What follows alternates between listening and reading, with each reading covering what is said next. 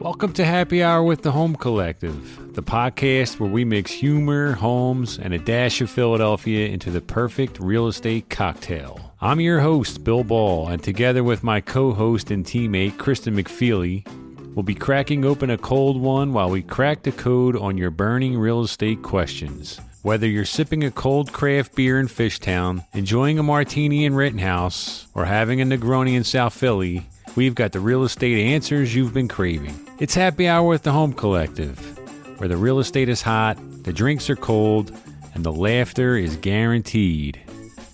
I really don't want to say guaranteed. That's crazy. We need to say something like possible, where the laughter is possible. I totally just nailed that.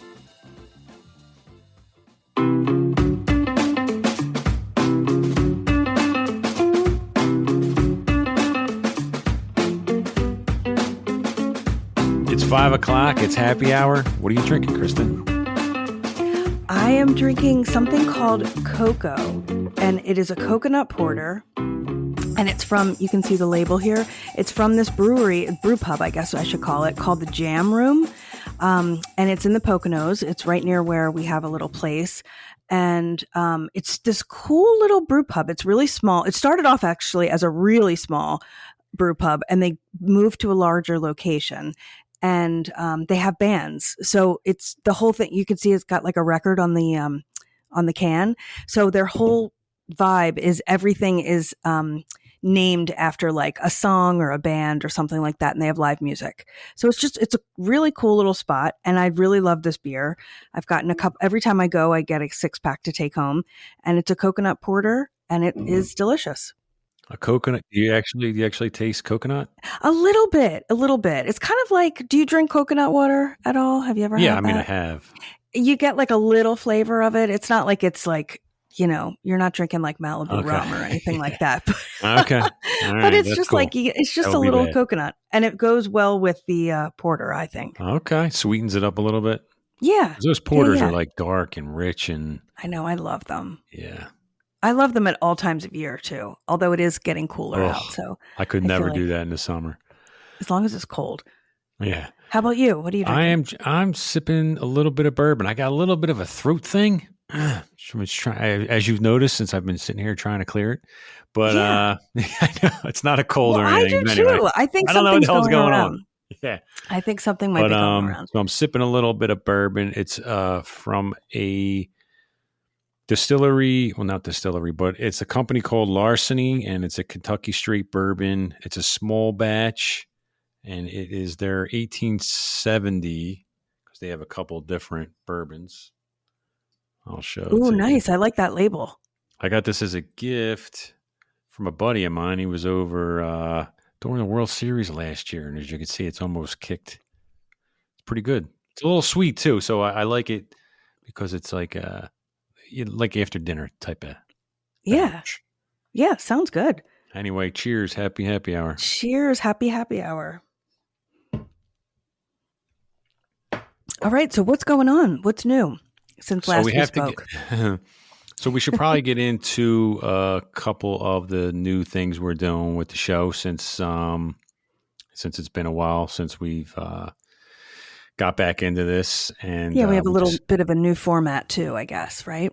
Yeah. So we're going to continue to do the full episode every other week. That's what we were doing last year. We were putting out 2 a month, but we wanted to do a little bit more this year. So we're putting out an episode in between the weeks of our full shows. So something will be out once a week. Is what I'm trying to say very poorly. Do you want to get into what it is? Yeah. So, we're calling it Coffee Break with the Home Collective. So basically what it is Bill and I are at the office. We need a break. We run across the street to our favorite cafe, and we chat for 10 minutes about what's going on in the real estate market. Sometimes just what's going on in general, but it's just a quick 10-minute coffee break. So it's Coffee Break with the Home Collective every other week on the opposite weeks of our full-length podcast. So since our format has changed, what we're doing now on our longer version is answering listener questions, which we're super excited about. We couldn't believe that we actually had gotten a lot of questions while we were away. And so now we want to answer them, and we're getting more and more, and we're excited to answer your questions. Some of them real estate related, some of them not, some of them kind of funny, frankly. So what we do have in our show notes, wherever you're listening to this podcast, are questionnaires that you can easily fill out and ask us questions. You can also email us directly. You can DM us on Instagram. And another thing we just wanted to give a shout out about is that we can help you with real estate anywhere across the country. So if you're listening to this from a faraway land, and Bill, you've got the stats. It's crazy how many people from out of the country are actually listening to this thing. But if you are listening to this from not the Philadelphia market, we can help you there too. So just, we've got a questionnaire in the show notes, fill it out, and we will absolutely get back to you on it. Compass has offices all over the country. So we can easily put you in contact with someone that we trust, that we think would do a great job for you. So we would love to be able to help out anyone who needs help. So we created this form. It's in the show notes. It's very simple. If you open it up, you can use your phone, and there's just a couple questions that we need answers to, and we can get you on the right track. And again, what Kristen said about the questions for the show. So instead of having to email the show, which you can, which is homecollectivehh@gmail.com, instead of doing that, in the show notes, you could just click the form that says questions, and you can just type in your question right there, and it'll get shot to us. So we try to make it easy as possible.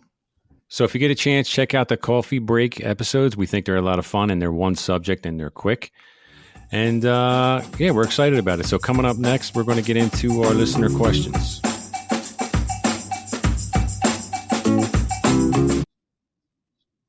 All right, Bill, let's dive in. We've got a whole bunch of questions here. So I like this one, actually.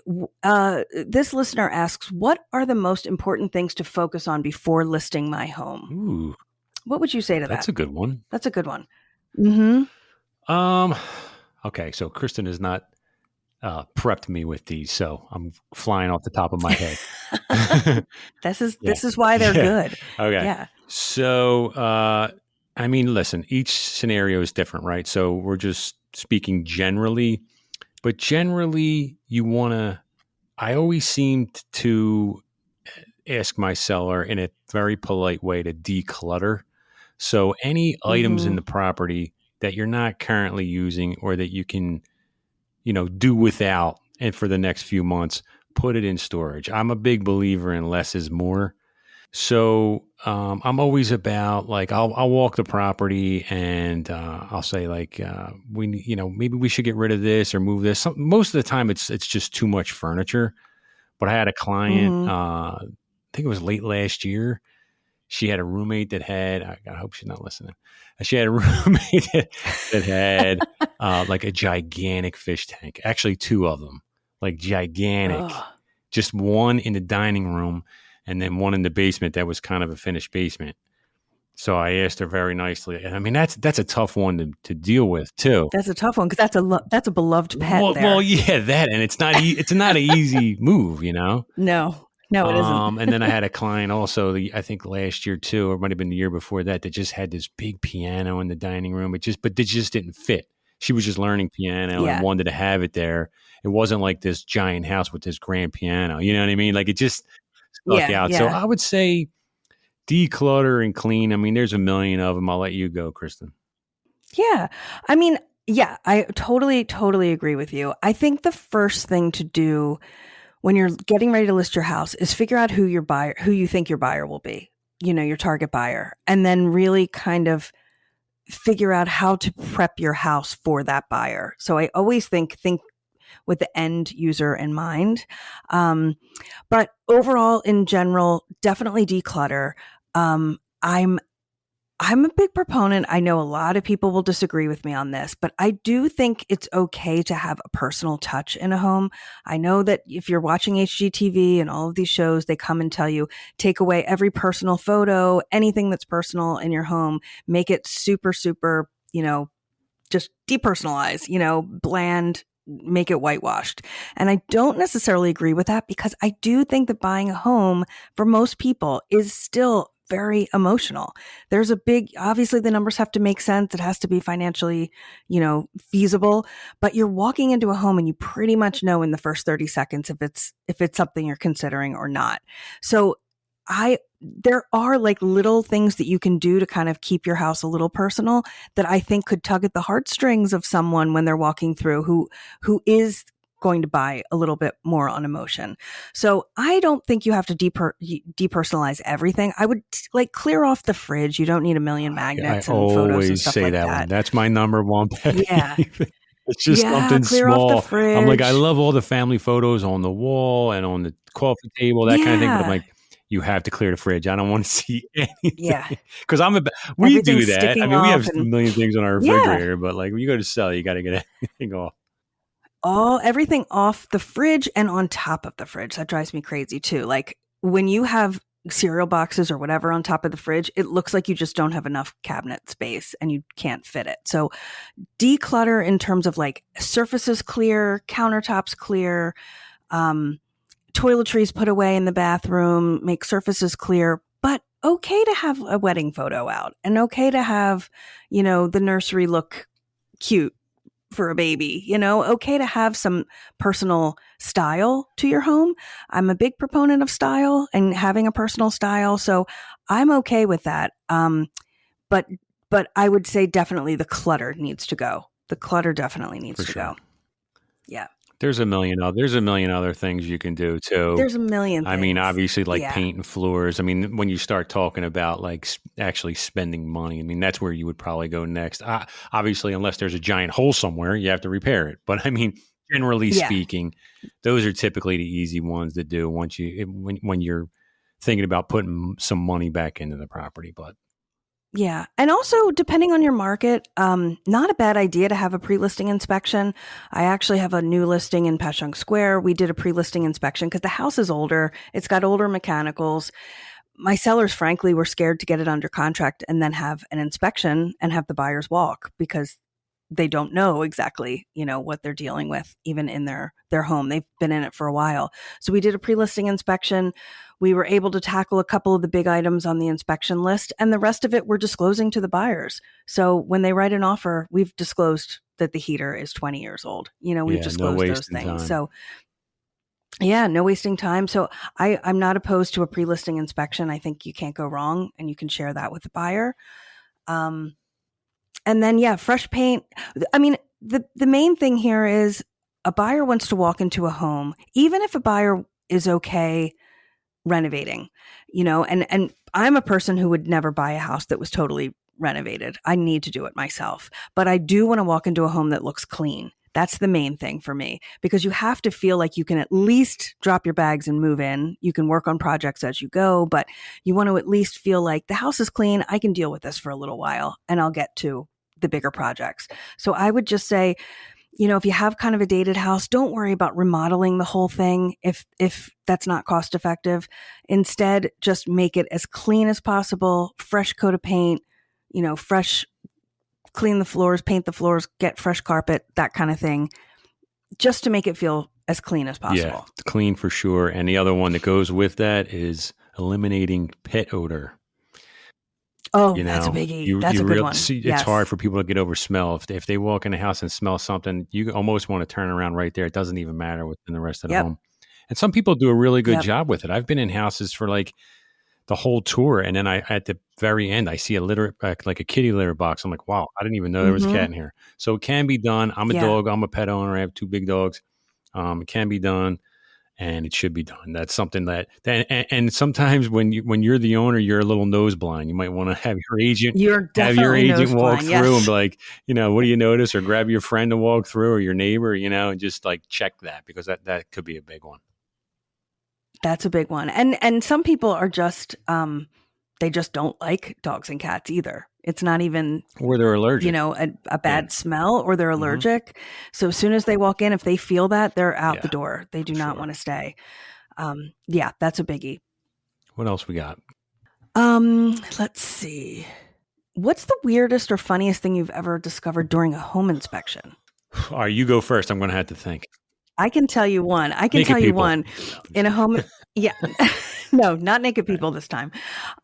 No, I remember being with an inspector and he took the cover off of the electrical panel and there was a fried dead mouse in it. Oh, Like literally fried. Like it looked like, so there was an oh, it electrical was issue as awful.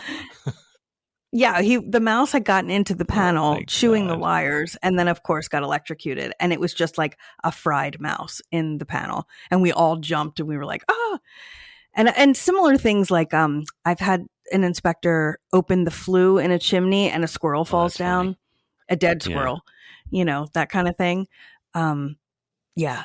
How about you? Anything you I can think can't of? think of nothing crazy. I mean, I've heard of friends telling me stories, of things that they found, but to me personally, I can't think of. I mean, there's been some horrible ones where like deals were killed right there, like as we're walking through. I mean, I remember I was in this one house in Point Breeze that looked like it was renovated, and it was this giant ground floor, and we get downstairs and none of the floor joists were pocketed, like nothing. Like the whole floor Oh was like a no. floating like mess that we really couldn't feel. That's But we're scary. like, man, there's like 35, 40 joists in this house and none of them are pocketed into the side Mm. into this foundation wall. One other funny thing I remember, it was years ago and it was a house on Pemberton Street. And in the basement, in the floor, in the cement floor, it was an unfinished basement. There was a safe. Like it almost looked like a I don't know, manhole cover kind of thing, but it was like in the Sure. ground. And we were like, "Oh my God, it's a safe." And the inspector was like playing around with it to try to open it because it didn't have a combo. It was kind of one of those like you twist it. And we finally got the thing open and there was a note inside that said, "Yeah, there's nothing here. We tried it too," Oh or my something like God. something along those lines. Like the previous owners had put a note in there like, "Yeah, good luck. No, nothing's here." Yeah, that's funny. I mean, I've heard of like an inspector finding like in like the drop ceiling, like a gun and a big bag of cash. Oh, Like I've they're heard that. Yep. inspecting, Yep. Bonnie and Clyde's house. But Yes. Yes. I don't think of anything crazy. It's usually God, this is like maybe 10 years ago when all those flips were happening in like Point Breeze. Just a lot of shitty work was going on, just like that kind of stuff. Yeah. Just like they forgot to do this, they didn't get permits for this, and blah blah blah blah blah. But I don't think we found anything super crazy or super funny that we could speak about. No. Yeah. Well, that's pretty good. Well, here's another one. I like this one, and we actually kind of touched on this in our one of our previous seasons. But the question is, what is your favorite real estate movie or character? And if you could buy any famous movie or TV home, which one would you choose and why? It's a 2-part question. You know mine. Mine is Pacific Heights. Yeah, That is my that's a all-time straight favorite real nightmare estate though. movie. It's a total Yeah, nightmare. It is such a good movie, it is a though, good and movie. and Michael Keaton, Melanie Griffith. Oh my Matthew gosh, Modine. it's such Matthew yeah. Modine. Yes, yes. That's a good thriller. If anyone Someone wants to see hasn't a seen that, thriller. it's from the 80s. Unless you're thinking about buying a duplex, then don't watch that movie. It still holds up, though. That movie is one of those. If that's on, I'm watching it. If you're trying to be an for investor, sure. you don't want to watch that. It's like about a nightmare tenant. Not Yeah. good times. Yeah, I it's don't a know great about movie, that. though. My favorite real estate movie. I don't know. I'm thinking about the house one. I still like the Home Alone house. It's just, and it's Yeah, probably more because that's it's a the good one. movie. You know what I mean? That's probably what it is. I mean, Yeah. it's not the most immaculate house I've ever seen. Actually, we talked about a crazy house on Coffee Break. I would take that house. We did. I'll take that house, but maybe the Home Alone house just for like nostalgia reasons. Actually, I think that was up for. Didn't that just go up for sale? I think it did because it's in Chicago area, like in the suburbs of Chicago, right outside of Chicago. Yeah, I think it did. I was thinking that house that I would take if I had to have a TV or movie house would be, and now I can't remember the name of the movie. It had Julia Roberts in it. Sleeping with the Enemy. You Could keep that be you keep the name? picking these like horror movies.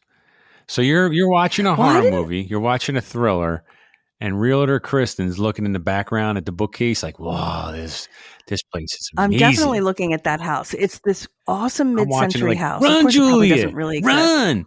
That guy's Yeah. crazy as shit." And you're like, "Wow, look at those beams. Look at those pillars. Oh man, I'll move there."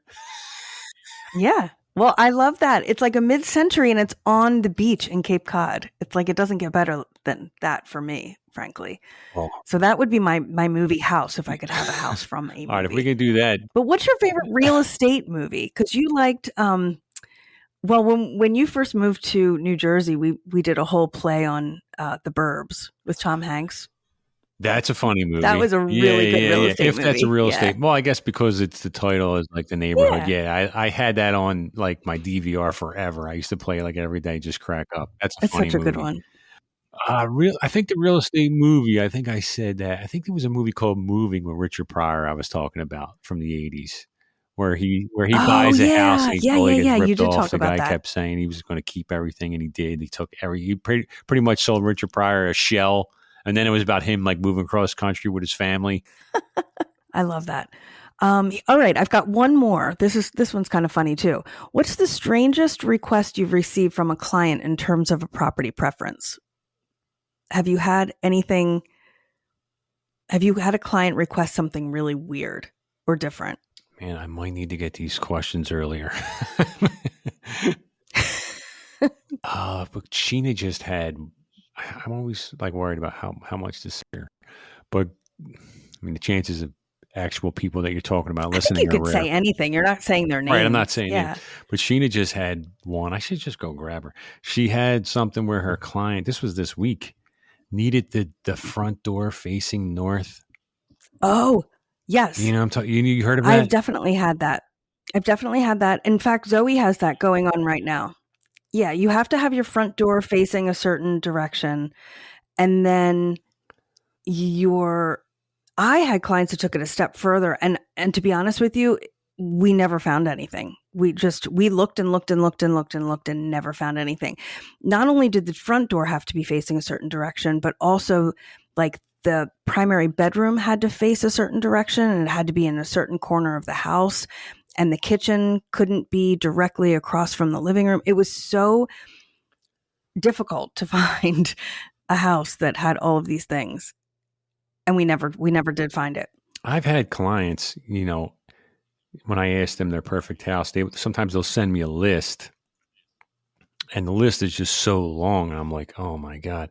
And I do that just to see like what, you know, more like what's their personality type than really anything else. So, because I'll usually respond to that with like, okay, what are your top three? You gave me 30, you know, we're talking about, you know, like $500,000 budget, maybe, you know, let's get down to 3. What's your 3 must-haves? And then we'll work off that one. But I mean, I get it. I think most buyers try to start with the list of this perfect property, but especially in this market, I mean, it's just forget that. But the other side of that is, I mean, I've had buyers and you've had buyers in every price range, and there is no perfect property for anyone. There's just not. Like there's houses that they love and that they buy, but there's no way these houses fit, you know, every single item on their list. It just doesn't. Yeah. Like I'm talking like clients looking in the millions that I can't, you know, really make 100% happy unless you're building new construction with plans and you know what you want. And even then the client probably won't like how something turned out. Yeah. Well, you know and not only that, but even then you have to like new construction, which like for me, that's not ever an option. I wouldn't go for new construction. That's not my style, but, I don't, there's never anything that's going to be perfect. Just like there's never any person that's going to be perfect. So you kind of, you have to just, you have to really figure out what you can do without. This listener asked, what are some current design trends you're seeing? What are some current things that you're seeing in a home? Yeah, you should definitely take that one. I love how you're just lobbing the ball right back to me again. That's all you. You're the design collective, for crying out loud.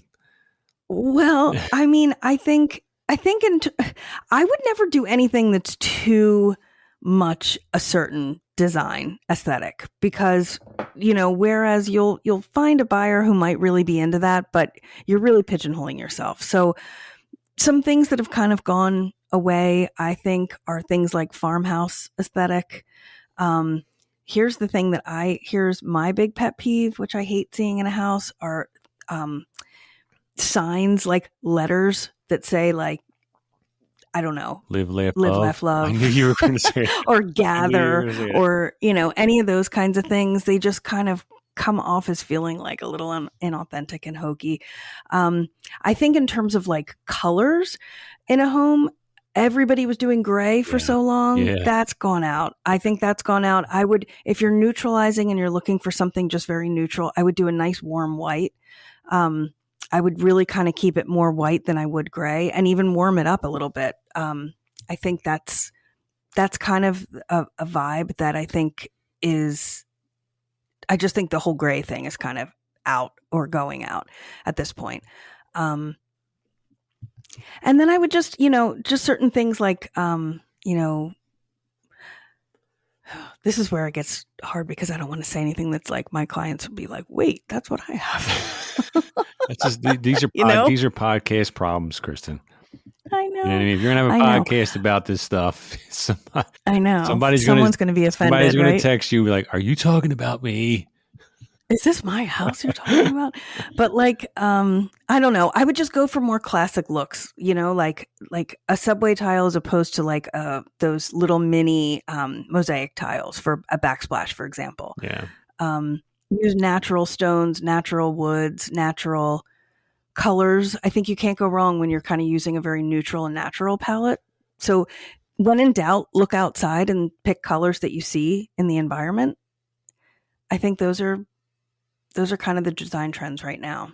Bill, anything you can think of? Yeah, I think when I first started, like 2009 now, 2010, 11, 12, stuff like that, years like that, the colors were like that beige. Is that what it was? But that was like that really beige. Yeah, this is more, what I'm talking about is a little more like white, but just not like stark white, because stark white, depending on the light that's in the room, whether natural light or lights in the room, could make it kind of bluish, depending if you go too cool with it. So you just want a warmer white. But yeah, I remember we started around the same time. Everything was brown and beige, everything. Yeah, and you had the like cherry wood kitchen cabinets.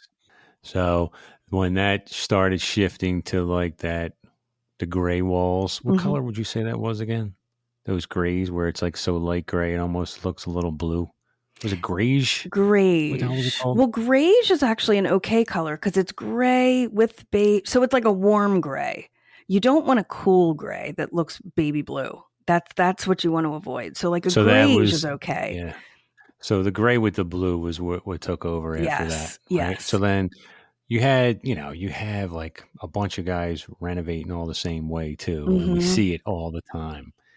And those colors, this is what I was trying to tell a client recently, to paint, because those colors almost mark a time. Yep, timestamp. You know what I mean? 100%. It's a total timestamp. So when you come in and you see those beigey, yellowy looking walls, it's like, I think of 2010, like immediately, you know what I mean? So I was like, listen, I know it sucks, but you really can't have, if it was any other color, like I'd leave you alone. If it was white, I'd be like, okay, great. But you have to do it. And, even if it's subconsciously, it puts it in the buyer's mind that everything is from 2010. Right. So that's starting to happen with the blue gray or whatever the hell color it was. Yeah. The blue that's gray, happening now. And the gray, and then people were doing like gray vinyl flooring, the one that looks like wood, but it's gray. And there is no gray wood in nature. So that's another thing that immediately sort of like, it just has like a fake feeling about it because there isn't that color in nature. So look outside, get inspired by nature and the colors that are out there. Enough of this gray stuff. All right, Kristen, we're going to wrap this one up. Good seeing you again. You too. You too. Guys, if you get a chance, check out the show notes for those forms we were talking about and complete them if you want to ask a question to the show. That'd be awesome. If you need a referral for Philly or anywhere around the country, you need real estate help, there's another form for that. We appreciate that. All right, we're out. Kristen, have a good weekend. You too, and check out our coffee break next week. See you, coffee break.